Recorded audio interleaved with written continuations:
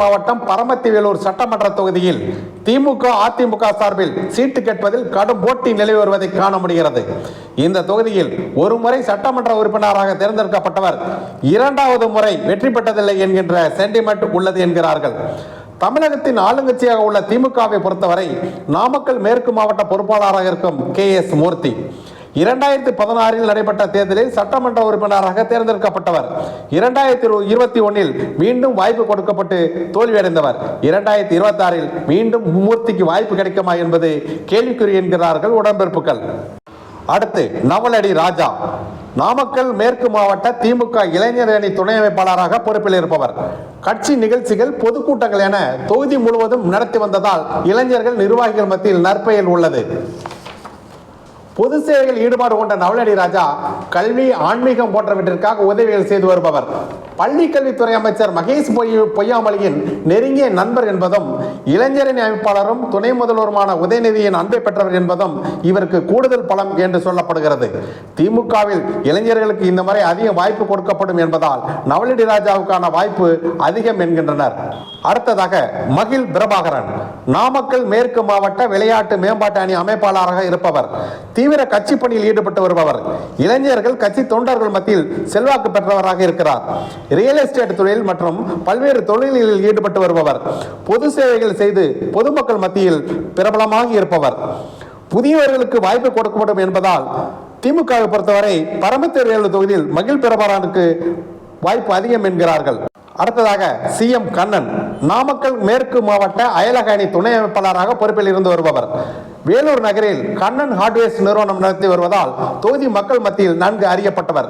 திமுக தலைவர் MK ஸ்டாலினின் சகோதரரும் MK தமிழரசனின் நெருங்கிய உறவினர் கண்ணன் என்பது குறிப்பிடத்தக்கது. இவரது பெயரும் பரமத்தி வேலூர் தொகுதியில் பரபரப்பாக பேசப்படுகிறது.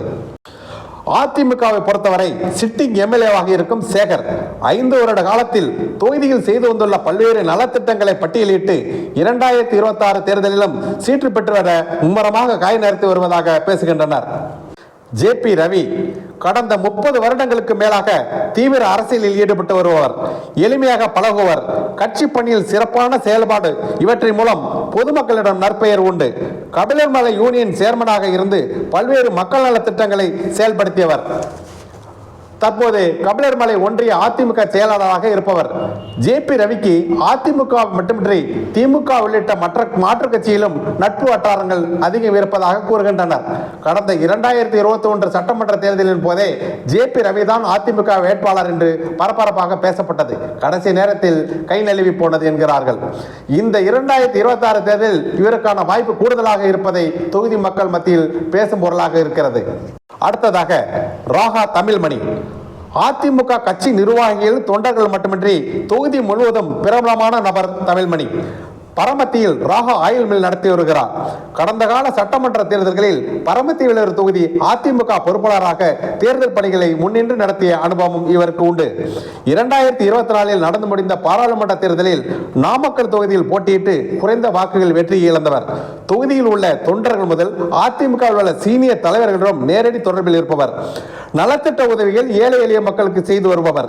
2026 தேர்தலில் அதிமுகவில் ராகா தமிழ்மணியின் பெயர் முன்னிலையில் பேசப்படுகிறது. அதிமுகவில் அடுத்து கிருஷ்ணமூர்த்தி எலச்சிபாளையம் கிழக்கு ஒன்றிய அதிமுக செயலாளராக இருப்பவர். கூட்டுறவு வங்கி துணைத் தலைவர், யூனியன் வைஸ் சேர்மன் பதவிகளை வைத்த போது பொதுமக்களுக்கு அடிப்படை நலத்திட்ட உதவிகளை சிறப்பாக செய்து வந்து நற்பெயர் எடுத்தவர். நாமக்கல் அதிமுக மாவட்ட செயலாளரும் முன்னாள் அமைச்சருமான தங்கமணியின் தீவிர விசுவாசியாக இருப்பவர்.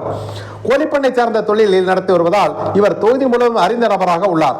கடந்த 2011, 16, 21 சட்டமன்ற தேர்தலில் பரமத்தி வேலூர் தொகுதியில் வாய்ப்பு கேட்டு வந்தவர்.